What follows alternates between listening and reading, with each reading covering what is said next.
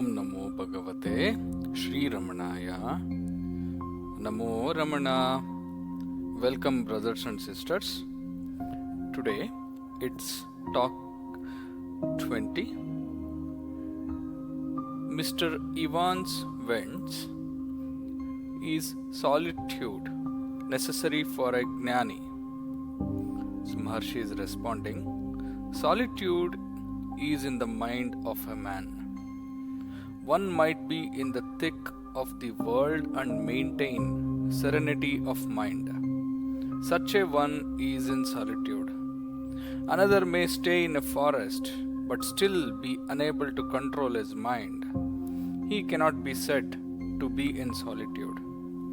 Solitude is a function of the mind. A man attached to desire cannot get solitude wherever he may be. A detached man is always in solitude. Devotee. So then one might be engaged in work and be free from desire and keep up solitude. Is it so? Maharshi, yes. Work performed with attachment is a shackle, whereas work performed with the detachment does not affect the doer. He is even while working in solitude. Devotee. They say that there are many saints in Tibet who remain in solitude and are still very helpful to the world. How can it be? Maharshi, it can be so. Realization of the self is the greatest help that can be rendered to humanity. Therefore, the saints are said to be helpful, though they remain in forests. But it should not be forgotten that solitude is not in forests only. It can be had even in towns, in the thick of worldly occupations. Devotee. Is it not necessary that the saints should mix with people and be helpful to them? Maharshi. The self alone is the reality. The world and the rest of it are not. The realized being does not see the world as different from himself. Devotee. Thus, then, the saint's realization leads to the uplift of humanity without the latter being aware of it. Is it so? Maharshi, yes. The help is imperceptible, but is still there. A saint helps the whole of humanity, unknown to the latter. Devotee. Would it not be better if he mixed with others? Maharshi. There are no others to mix with. The self is the one and only reality. Devotee.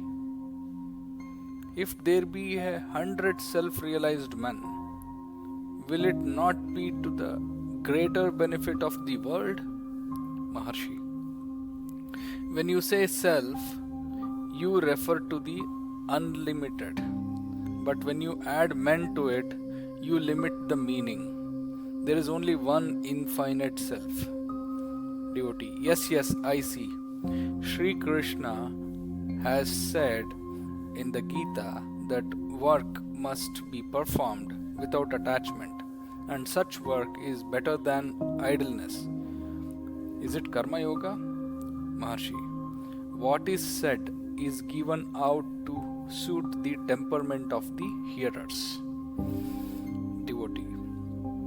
In Europe, it is not understood by the people that a man in solitude can be helpful. They imagine that men working in the world can alone be useful. When will this confusion cease? Will the European mind continue wading in the morass, or will it realize the truth? Maharshi. Never mind Europe or America. Where are they except in your mind? Realize yourself, and then all is realized. If you dream and see several men and then wake up and recall your dream, do you try to ascertain if the persons of your dream creation are also awake? Devotee. What does Maharshi think of the theory of universal illusion, Maya? Maharshi. What is Maya? It is only reality. Devotee. Is not Maya illusion? Maharshi. Maya is used to signify the manifestations of the reality. Thus, Maya is only reality. Devotee. Some say that Sri Shankaracharya was only intellectual and not realized. Is it so? Maharshi. Why worry about Shankaracharya? Realize your own self. Others can take care of themselves. Devotee. Jesus Christ cured people of their diseases. Is that only an occult power, Siddhi? Maharshi. Was Jesus aware at that time that he was curing men of their diseases? He could not have been conscious of his powers. There is a story related as follows. Jesus had once cured a man of his blindness. The man turned wicked in course of time. Meeting him after several years, Jesus observed his wickedness and asked him why he was so. He replied saying that when he was blind, he could not commit any sin. But after Jesus had cured him of blindness, he grew wicked, and Jesus was responsible for his wickedness. Devotee. Was not Jesus a perfected being possessing occult powers, Siddhi? Maharshi. He could not have been aware of his powers, Siddhis. Devotee. Is it not good to acquire them, such as telepathy, etc.? Maharshi. Telepathy or radio enables one to see and hear from far. They are all the same, hearing and seeing. Whether one hears from nearer or far does not make any difference in hearing. The fundamental factor is the hearer, the subject. Without the hearer or the seer, there can be no hearing or seeing. The latter are the functions of the mind. The occult powers, siddhis, are therefore only in the mind. They are not natural to the self. That which is not natural but acquired cannot be permanent and is not worth striving for. They denote extended powers. A man is possessed of limited powers and is miserable. He wants to expand his powers so that he may be happy. But consider if it will be so. If with limited perception one is miserable, with extended perceptions the misery must increase proportionately. Occult powers will not bring happiness to anyone, but will make him all the more miserable. Moreover, what are these powers for?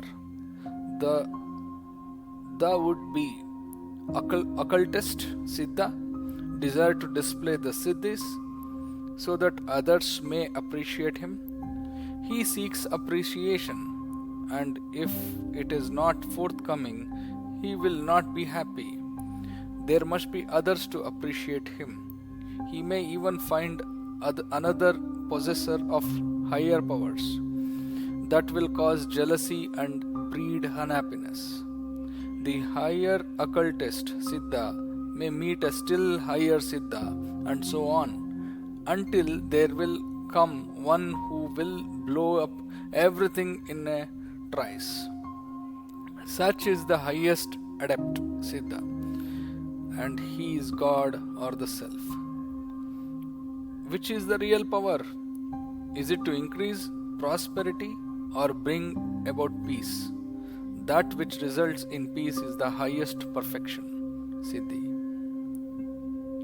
Devotee. But Common people in Europe and America would not appreciate such an attitude and would desire a display of powers and instructions by lectures, etc. Maharshi, lectures may